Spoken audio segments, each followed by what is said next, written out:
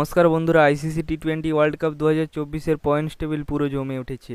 টি-20 বিশ্বকাপ 2024-এর points table ওলটপালট হয়ে গিয়েছে।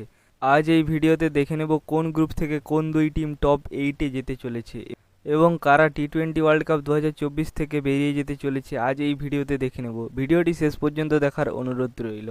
আজ বাংলাদেশ শ্রীলঙ্কাকে হারিয়ে ও আফগানিস্তান নিউজিল্যান্ডকে গুয়াহারান হারিয়ে পুরো পয়েন্টস টেবিল তোলপাড়। প্রথম গ্রুপ এর দিকে নজর দিলে নম্বর 1-এ পাকিস্তানকে হারিয়ে ইউএসএ রয়েছে নম্বর 1-এ। ইন্ডিয়া এই তালিকায় নম্বর 2-এ রয়েছে।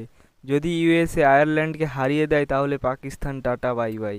যদি ইন্ডিয়া পাকিস্তানকে হারিয়ে দেয় তাহলে পাকিস্তান বেরিয়ে যাবে। ইন্ডিয়া পাকিস্তান ও কানাডা অথবা ইউএসএর কাছে জিতলেই টপ 8-এ জায়গা করবে। গ্রুপ এতে 80% চান্স রয়েছে ইউএসের কোয়ালিফাই করার জন্য, ইন্ডিয়ার 95% চান্স রয়েছে ও পাকিস্তানের 33% চান্স রয়েছে। গ্রুপ বির দিকে নজর দিলে অস্ট্রেলিয়া কাল ইংল্যান্ডকে অসাধারণভাবে হারিয়ে পয়েন্টস টেবিলে নম্বর 1-এ রয়েছে। অস্ট্রেলিয়া আর একটি ম্যাচ জিতলেই টপ 8-এ কোয়ালিফাই করবে। ইংল্যান্ড একটি রোমাঞ্চকরভাবে হেরে নম্বর 4-এ রয়েছে। ইংল্যান্ডের পথ কঠিন হতে চলেছে। ইংল্যান্ড এই ম্যাচ হেরে অনেকখানি পিছিয়ে পড়ল। ইংল্যান্ডকে কোয়ালিফাই করার জন্য বাকি দুই ম্যাচ জিততে হবে এবং স্কটল্যান্ডের জন্য সুযোগ বেড়ে গেল। স্কটল্যান্ড পয়েন্টস টেবিলে নম্বর 3-এ রয়েছে। স্কটল্যান্ড যদি তাদের বাকি দুই ম্যাচ জিততে পারে তাহলে কোয়ালিফাই করবে। অস্ট্রেলিয়ার কোয়ালিফাই চান্স 97%, ইংল্যান্ডের কোয়ালিফাই চান্স 60% ও স্কটল্যান্ডের 32% সুযোগ রয়েছে। গ্রুপ সির দিকে নজর দিলে আফগানিস্তান আজ নিউজিল্যান্ডকে যেইভাবে হারিয়েছে নিউজিল্যান্ডের মনোবল ভঙ্গ করে দিয়েছে। আফগানিস্তান দুই ম্যাচ জিতেছে। একটি ম্যাচ জিতলেই টপ 8-এ প্রবেশ করবে।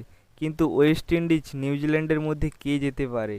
ওয়েস্ট ইন্ডিজকে বাকি 3 ম্যাচে 2 ম্যাচ জিততে হবে এবং নিউজিল্যান্ডকেও টপ 8-এ ফিনিশ করার জন্য বাকি 3টি ম্যাচে জিততে হবে। তবে আফগানিস্তানের 88% চান্স রয়েছে কোয়ালিফাই করার ও ওয়েস্ট ইন্ডিজের 70% চান্স রয়েছে ও নিউজিল্যান্ডের 40% চান্স রয়েছে।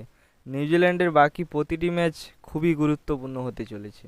গ্রুপ ডির দিকে নজর দিলে নম্বর 1-এ সাউথ আফ্রিকা রয়েছে এবং নম্বর 3-এ বাংলাদেশ রয়েছে। শ্রীলঙ্কা পরপর 2 ম্যাচ হেরে নম্বর 5-এ রয়েছে। শ্রীলঙ্কার জন্য আর কোনো সুযোগ নেই বললেই চলে। নেদারল্যান্ড একটি ম্যাচ জিতেছে। সাউথ আফ্রিকা তাদের বাকি 3 ম্যাচ যে কোনো 2টি ম্যাচ জিতলে সহজেই কোয়ালিফাই করবে। বাংলাদেশেরও সেম কন্ডিশান রয়েছে। বাকি 3 ম্যাচে 2 ম্যাচ জিতলেই টপ 8-এ পৌঁছে যাবে। নেদারল্যান্ড যদি তাদের বাকি ম্যাচে 2 ম্যাচ জিততে পারে তাহলে সুযোগ রয়েছে।